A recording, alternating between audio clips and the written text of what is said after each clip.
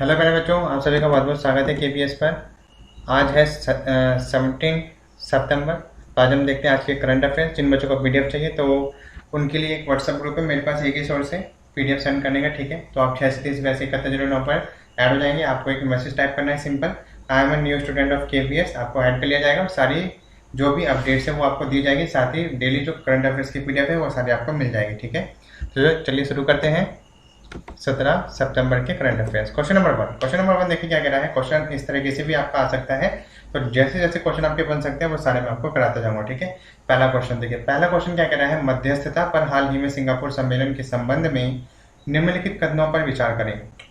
जो सिंगापुर में जो मध्यस्थता हुई है, अगर उसके बारे में आपको पता है, ठीक है, तो आप इसका आंसर सही से दे सकते हैं। पहला क्वेश्चन देखिए क्या कह रहा है, इससे मध्यस्थता पर अंतर्राष्ट्रीय समाधान समझौतों पर संयुक्त राष्ट्र संधि के रूप में भी जाना जाता है।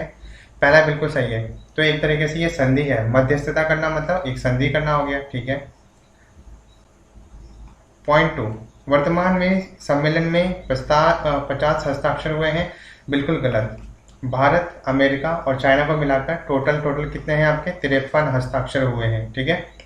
इसलिए सेकंड आपका जो है रॉन्ग है, ठीक है। बात समझ आ रही है। पॉइंट नंबर 3, सिंगापुर के नाम पर होने वाली यह संयुक्त राष्ट्र की पहली संधि है। बिल्कुल सही। सिंगापुर के नाम पर होने वाली है संयुक्त राष्ट्र की पहली संधि है, बिल्कुल सही। तो इसलिए आपका ऑप्शन क्या जाएगा, ऑप्शन नंबर बी, फर्स्ट और थर्ड आपका बिल्कुल सही है। इसके बारे में एक्स्ट्रा इन्फॉर्मेशन ले लीजिए, क्या है देखिए। संयुक्त राष्ट्र महासभा ने 20 दिसंबर 2018 को अंतर्राष्ट्रीय समाधान समझौते पर संयुक्त राष्ट्र संधि को अपनाया था। तो एक्चुअली क्या था, संयुक्त राष्ट्र महासभा है उसने अपनाया था संयुक्त राष्ट्र संधि को, कब, 20 दिसंबर 2018 को, ठीक है। वर्तमान में भारत, अमेरिका और चीन को मिलाकर चीन सहित करीब 53 देश हैं जो कि इस संधि का हिस्सा बन गए हैं, जिन्होंने हस्ताक्षर किए हैं, ठीक है। बात समझ आई। चलिए क्वेश्चन नंबर 2 क्या कह रहा है, अफगान सरकार और तालिबान के बीच ऐतिहासिक संधि वार्ता किस देश में शुरू हुई है। तो तालिबान ने अफगान के साथ जो है संधि वार्ता कर ली है और ये शुरू हुई है आपका कतर में शुरू हुई है, ठीक है। बात समझ आ रही है। तो देखो यहाँ पर हुआ क्या है, जो तालिबान के 5000 जो कैदी हैं और साथ ही 1000 जो सैनिक हैं, वो अफगान के पास जो है जब युद्ध हुआ था तो उस समय जो है आपके बन गए थे, ठीक है। अफगान ने 5000 कैदी बनाए थे तालिबान के और साथ ही 1000 सैनिक को अपने पास रखा था, ठीक है। अब वो शांति वार्ता के तौर पर इन सभी को छोड़ रहा है, ठीक है। बात समझ आ रही है। चलिए तो अब हम देखते हैं अगला पॉइंट देखिए क्या कह रहा है। क्वेश्चन नंबर 3, किस मंत्रालय ने लोकसभा में किसानों पर व्यापार एवं वाणिज्य संवर्धन एवं सुविधा विधेयक 2020 प्रस्तुत किया है। तो कौन सा मंत्रालय है जिसने किसानों के लिए व्यापार और वाणिज्य सुविधा विधेयक इसके लिए 2020 जो है प्रस्तुत किया है। तो आपका राइट आंसर क्या हो सकता है, किसानों से रिलेटेड आपका कौन सा मंत्रालय है, कृषि और किसान मंत्रालय। तो यही आपका कर सकता है, ठीक है। इसके बारे में एक्स्ट्रा इन्फॉर्मेशन लो, देखिए क्या कह रहा है। इस समय जो केंद्रीय कृषि एवं किसान कल्याण और ग्रामीण विकास और पंचायती राज मंत्री इस समय कौन है, नरेंद्र सिंह तोमर इस समय कौन है, केंद्रीय कृषि एवं किसान कल्याण मंत्री, ग्रामीण विकास मंत्री, पंचायती राज मंत्री कौन है, नरेंद्र सिंह तोमर। तो इन्होंने किसानों के व्यापार और वाणिज्य के लिए एक विधेयक 2020 में प्रस्तुत किया है लोकसभा में, ठीक है। तो इन्होंने किसकी तरफ से किया है, कृषि और किसान कल्याण मंत्रालय की तरफ से जो है किसानों के लिए, ताकि उनका व्यापार बढ़े, वो अच्छे लेवल पर व्यापार करें, अच्छा कमाएं, ठीक है।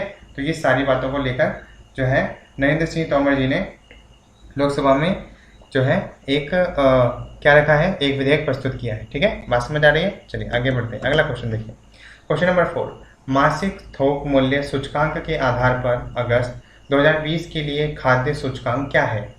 मासिक थोक मूल्य सूचकांक के आधार पर अगस्त 2020 के लिए खाद्य सूचकांक क्या है। तो आपका राइट आंसर क्या है, ऑप्शन नंबर ए, 153.3 आपका खाद्य सूचकांक है। इसके बारे में एक्स्ट्रा इन्फॉर्मेशन लेते हैं, देखिए क्या है। जो खाद्य सूचकांक है ये होता क्या है, इसमें क्या होता है, प्राथमिक वस्तुओं के समूह की, जैसे खाद्य वस्तुएं और निर्मित उत्पाद जो हैं उसके समूह के खाद्य उत्पाद शामिल होते हैं। ये खाद्य जो सूचकांक है इसमें क्या है, खाद्य वस्तुएं शामिल हैं और जो निर्मित उत्पाद जो समूह हैं उनमें खाद्य जो उत्पाद हैं जो खाने वाले हैं वो भी आपके शामिल हैं। तो थोक मूल्य सूचकांक, जैसे थोक में आप कोई चीज़ लेते नहीं है तो ये बस वही है, वही इंडेक्स है आपका। यह थोक वस्तुओं के प्रतिनिधि टोकरी की एक कीमत है। इस पर आधारित मुद्रास्फीति के आंकड़े पर हर महीने की 14 तारीख को जारी किया जाता है। यानी कि जो थोक मूल्य सूचकांक है ना, इस पे आधारित जो मुद्रास्फीति के जो आंकड़े हैं कि कितना घटा कितना बढ़ा थोक मूल्य, तो ये जो है हर महीने की 14 तारीख को जारी किए जाते हैं। तो इस समय मासिक थोक मूल्य सूचकांक के आधार पर जो खाद्य सूचकांक जारी किया गया है वो कितना है, 153.3। ठीक है, बात समझ आ रही है। चलिए अगला देखते हैं, क्वेश्चन नंबर 5। राज्यसभा के नवनिर्वाचित उपसभापति कौन है?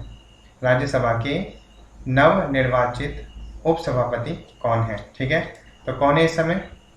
तो लगातार दूसरी बार बने हैं हरिवंश नारायण सिंह राज्यसभा के। ठीक है, और इनके सामने विपक्ष में खड़े थे मनोज झा, तो मनोज झा को हराकर हरिवंश नारायण सिंह बने हैं। ठीक है, राज्यसभा के उप सभापति। ठीक है, अब देखो हरिवंश जो नारायण सिंह है ये उपसभापति है, उपसभापति बने हैं, मतलब जो आपका जो सभापति है उसके अगर सभापति प्रेजेंट नहीं होते हैं राज्यसभा में तो उनके सारे कार्यकाल कौन देखेंगे? हरिवंश नारायण सिंह ही देखेंगे, उपसभापति ही देखेंगे, और सारी शक्तियाँ इनके पास रहेंगी जो एक सभापति के पास होती हैं। ठीक है, चलिए इसके बारे में थोड़ा और जान लीजिए। ये क्या है? भारत के संविधान अनुच्छेद, ये अनुच्छेद 89 है ना। भारत के संविधान के अनुच्छेद 89 के अनुसार राज्यसभा अपने एक सांसद को उपसभापति पद के लिए चुन सकता है। यानी अनुच्छेद 89 के अनुसार जो भारत का जो संविधान है उसके अनुसार जो राज्यसभा है वो अपने ही सांसद को एक उपसभापति के रूप में चुन सकता है, ताकि मान लीजिए कि अगर सभापति का कुछ हो जाता है या फिर वो नहीं रहते हैं, किसी दौरे पे रहते हैं, तो उनका कार्यभार उपसभापति संभालेंगे। ठीक है, और ये जो है अधिकार कब मिला है? जब यह पद खाली होता है तो जो है चुन लिया जाता है। ठीक है, वो कौन चुनता है? राज्यसभा का जो सभापति है वही चुनते हैं। ठीक है, अपने ही सांसदों में से। ठीक, चलिए आगे बढ़ते हैं। क्वेश्चन नंबर देखिए, क्वेश्चन नंबर 6।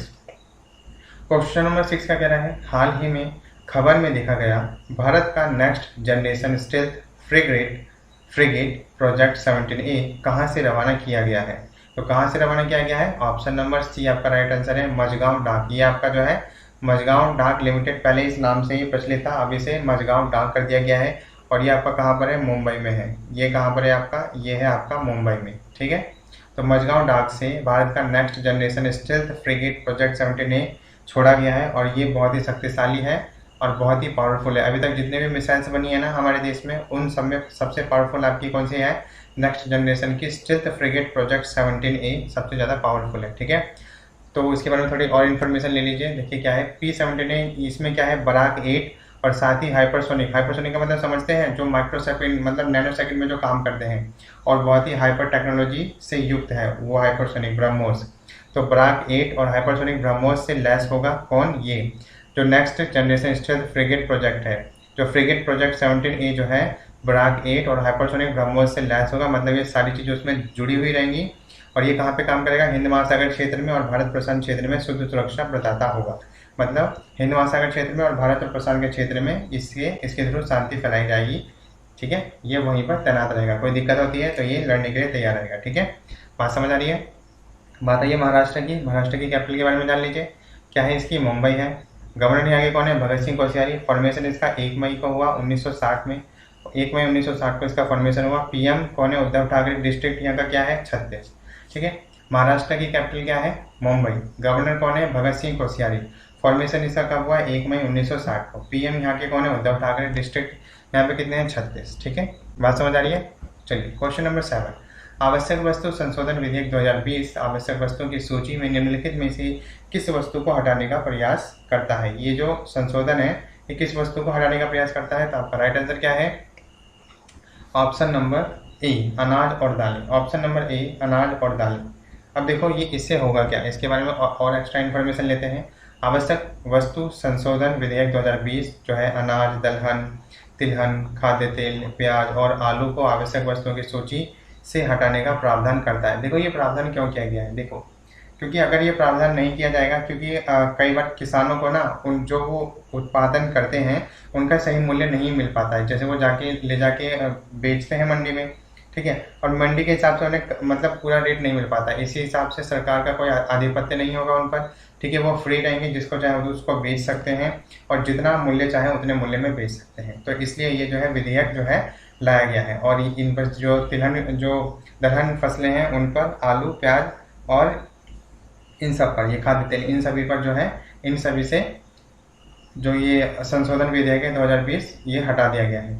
आवश्यक वस्तु जो है हटा दी गई है। ठीक है, अब वो अपने हिसाब से बेच सकते हैं। इससे क्या होगा कि जो आपस में एक दूसरे से जो स्पर्धा होगी वो बढ़ेगी और इसको इसके थ्रू जो है किसानों को अच्छा मूल्य मिलेगा। ठीक है, तो ये सारी बातें इसमें रखी गई हैं और इसलिए जो है आवश्यक वस्तुओं की लिस्ट से जो है इन सबको हटा दिया गया है। दलहन अनाज, दलहन जो फसलें हैं, खाद्य तेल, प्याज, आलू, इन सभी को हटा दिया गया है। ठीक है, आई होप आप सभी को क्लियर हो गया होगा। ठीक है, चलिए क्वेश्चन नंबर 8 क्या कह रहा है, हाल ही में समाचार में जो है दिखा गया है कि निष्ठान क्या है। ये निष्ठान क्या है? निष्ठान क्या है? ऑप्शन नंबर डी आपका राइट आंसर है। एकीकृत शिक्षक प्रशिक्षण कार्य है, यानी कि इसमें शिक्षक और जो हेड है और जो टीचर्स हैं और आपके जो जितने भी स्टूडेंट्स हैं उन सभी को एकीकृत किया जाएगा, मतलब कि ऑनलाइन के माध्यम से, और साथ ही बच्चों को अच्छी शिक्षा दी जाएगी और अच्छे लेवल पर उनको पढ़ाया जाएगा। तो उसके लिए ये एकीकृत शिक्षक प्रशिक्षण कार्यक्रम शुरू किया गया है। ठीक है, बात समझ आ रही है? चलिए क्वेश्चन नंबर 9 देखिए। क्वेश्चन नंबर 9 क्या कह रहा है, संसद ने होम्योपैथी विधेयक 2020 के लिए एक राष्ट्रीय आयोग पारित किया है। मतलब होम्योपैथिक विधेयक को हटा दिया है और 2020 के लिए एक राष्ट्रीय आयोग पारित किया है और यह किसके साथ संबंधित है? तो एक्चुअली ये क्या है आपका होम्योपैथी केंद्रीय परिषद अधिनियम 1973 को निरस्त करना है। कहने का मतलब यह है कि होम्योपैथी केंद्रीय परिषद अधिनियम 1973 को इसको हटा दिया जाएगा। 2020 में इसको होम्योपैथी जो विधेयक 1973 का था इसको हटा के राष्ट्रीय आयोग लेकर आएंगे। 2020 राष्ट्रीय आयोग लेकर आया जाएगा, जिसमें आपके देखो इसमें कौन कौन आपका शामिल होगा, मैंने यहाँ पे सारे लिख रखे हैं। एक्चुअली इसमें क्या होगा, इसके थ्रू जो होम्योपैथी का विकास होगा और इसमें जो है एक अध्यक्ष होगा, होम्योपैथी शिक्षा बोर्ड के अध्यक्ष होंगे जो इनके बारे में सारी जानकारी रखते हैं। राष्ट्रीय होम्योपैथी के महानिदेशक होंगे। अन्य सदस्यों के साथ होम्योपैथी के लिए चिकित्सा मूल्यांकन और रेटिंग बोर्ड के अध्यक्ष भी शामिल होंगे। ठीक है, तो इसमें होम्योपैथी का जो चिकित्सा है उसको अच्छे लेवल पर ले जाने की बात की जा रही है, इसलिए जो है इसको राष्ट्रीय आयोग में बस चेंज कर दिया गया है। ठीक है, और एक समिति बनाई गई है। ठीक है, एक आयोग गठित किया गया है जिसमें ये सारे अध्यक्ष जो है रोल प्ले करेंगे। एक अध्यक्ष होगा, एक होम्योपैथी शिक्षा बोर्ड का एक अध्यक्ष होगा, एक राष्ट्रीय होम्योपैथी के महानिदेशक होंगे और अन्य सदस्य होंगे होम्योपैथी के। ठीक है, क्योंकि ये उसी का संस्थान है। ठीक, चलिए क्वेश्चन नंबर 10 क्या कह रहा है, महिलाओं के 2020 यूएस ओपन टेनिस टूर्नामेंट में किसने जीत हासिल की है? तो महिलाओं का जो ओपन टेनिस टूर्नामेंट हुआ था, ठीक है, तो ये इसमें जो है जीत हासिल किसने किया था? आपका राइट आंसर है नाओमी ओसाका। किसने? Naomi Osaka. ठीक है, तो इन्होंने क्या करा है, इन्होंने विक्टोरिया अजारेंका को हराकर जो है जीत हासिल की है। नाओमी ओसाका कहाँ की है? जापान की है। ठीक है, इसके बारे में एक्स्ट्रा इन्फॉर्मेशन देखिए मैंने लिख दी है जो आपको पीडीएफ मिलेगी। हराया, किसको हराया है? विक्टोरिया अजारेंका को हराया है और इसके साथ ही वह ग्रैंड स्लैम फाइनल जीतने वाली ओपन एरा की चौथी महिला बन गई है। और यूएस ओपन टूर्नामेंट के बारे में थोड़ा अच्छे से जानो, क्या है ये? यह एक कठिन कोर्ट जो है टेनिस टूर्नामेंट है जिसकी स्थापना 1881 में हुई थी। ठीक है, यूएस ओपन टेनिस टूर्नामेंट की स्थापना 1881 में हुई थी और यहाँ पर क्या हुआ देखिए, Australian open, French open, Wimbledon के बाद वर्ष का चौथा ग्रैंड स्लैम टूर्नामेंट है। तो ऑस्ट्रेलियन ओपन पहला, फ्रेंच ओपन दूसरा, विंबलडन तीसरा और चौथा कौन है? यूएस ओपन टेनिस टूर्नामेंट है। ये ग्रैंड स्लैम टूर्नामेंट है। ठीक है, तो इसमें जो है जीत हासिल किसने की है? नाओमी ओसाका ने, और ये जापान की है। तो जापान के बारे में थोड़ा सा जान लेते हैं।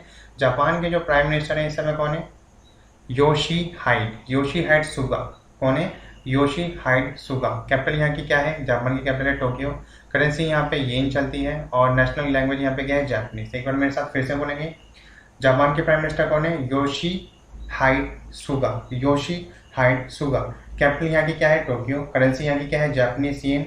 लैंग्वेज यहाँ पे कौन सी चलती है? जापानीज। ठीक है, तो आई होप मैंने आपको पूरा बता दिया। आज के 10 क्वेश्चन होते हैं कंप्लीट। थोड़ा सा मैं आपको चैनल के बारे में बता देता हूँ।